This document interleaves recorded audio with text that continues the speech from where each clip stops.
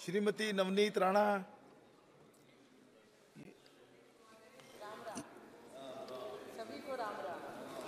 आज जय श्री राम।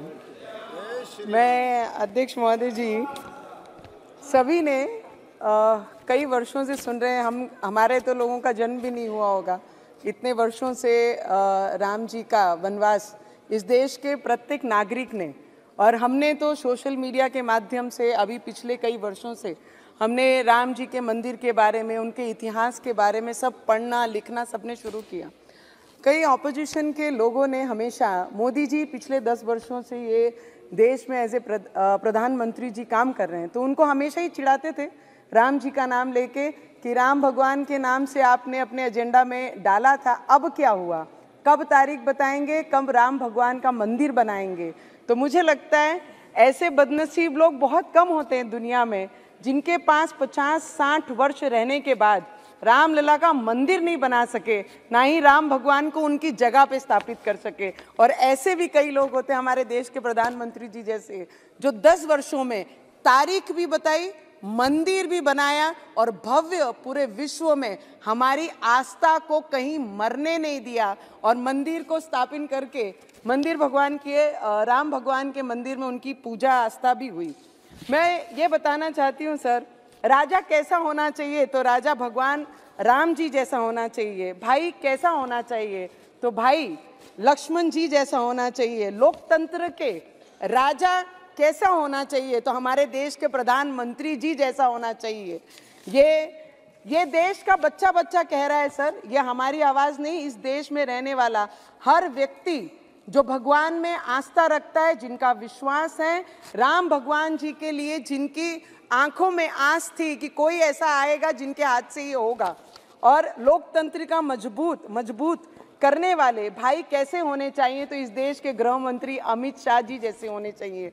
सर, अभी मैंने एक ओवीसी जी को बोलते सुना कि पुरुषोत्तम मर्यादा राम जी के बारे में कि हम उनका आदर करते हैं, सत्कार करते हैं, सम्मान करते हैं। करना पड़ेगा, इस देश में रहना है तो जय श्री राम बोलना पड़ेगा, क्योंकि इस देश के लोगों ने पिछले कई वर्षों से राम भगवान जी के मंदिर के लिए जो आस्था लगा के बैठी थी, इनके नसीब में नहीं थी। वो जिन्होंने, राम जी ने खुद ये क्या निश्चिंत करेंगे राम भगवान के मंदिर का और राम भगवान जी के समय का, ये तो भगवान ने खुद हमारे देश के प्रधानमंत्री को चुना है कि जिनके हाथ से ये होना था और इस देश में हुआ है, पूरे विश्व ने वो देखा है। सर बहुत सुंदर है सर, 4 लाइन कहना चाहूंगी मैं कि तब राम मिले थे लक्ष्मण को सेवा में, अब राम मिले हैं राष्ट्र के सेवा करने से।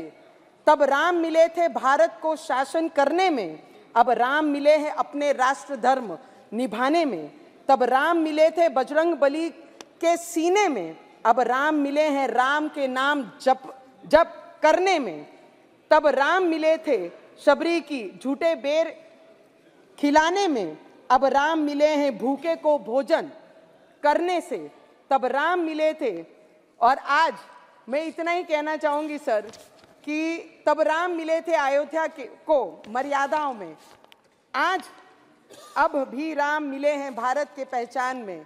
मैं इस देश के जितने भी सर, उस दिन जिस दिन राम मंदिर का स्थापना हो रहा था, हमारे राम लल्ला जब स्थापित हो रहे थे, उनकी पूजा हो रही थी, हर किसी के इस देश में रहने वाले की आंखों में वो आंसू थे कि आज तक हम अपने घरों में रह रहे हैं, हिंदुस्तान में रह रहे हैं, अपने छतों में हैं, पर जिस भगवान के आस्था पे ये पूरा देश चल रहा है, उनको ही हम उनका घर नहीं दे पाए।